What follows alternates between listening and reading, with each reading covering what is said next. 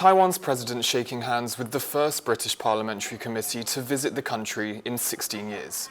While in Taiwan, the cross-party group of 5 British lawmakers discussed defence cooperation and democratic resilience. It's all part of the UK's foreign policy tilt to the Indo-Pacific.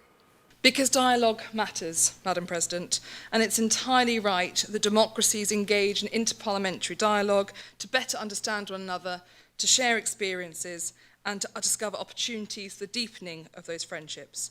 The trip comes amid souring ties between the UK and China.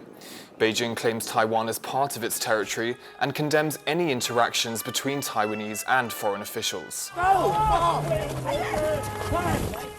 UK-China tensions spiked in October after a protester outside China's consulate in Manchester claimed he was beaten by Chinese officials.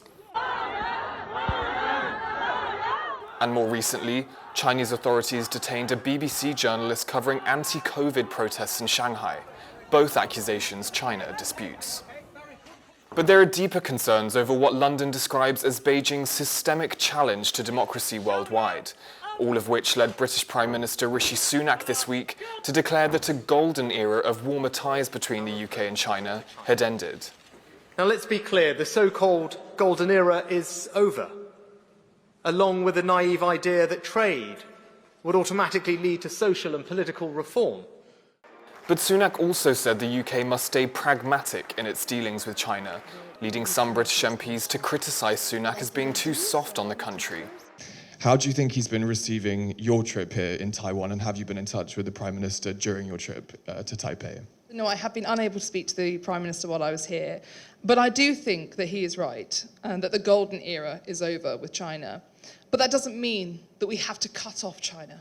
But it is about robust pragmatism. I agree with him entirely. Pragmatism of the fact that we cannot cut off one of our biggest trading partners.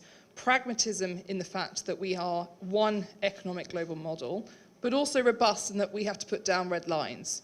China's embassy in London has denounced the trip to Taiwan, describing it as a gross interference in China's internal affairs. It added, the Chinese embassy condemns this and has made solemn representations with the UK side. Moves of the UK that undermine China's interests will be met with forceful responses from the Chinese side. The UK says its golden era of relations with China is over, but Beijing's shadow still looms large over London's relations with Taipei. Damon, Lin and James Chater for TaiwanPlus.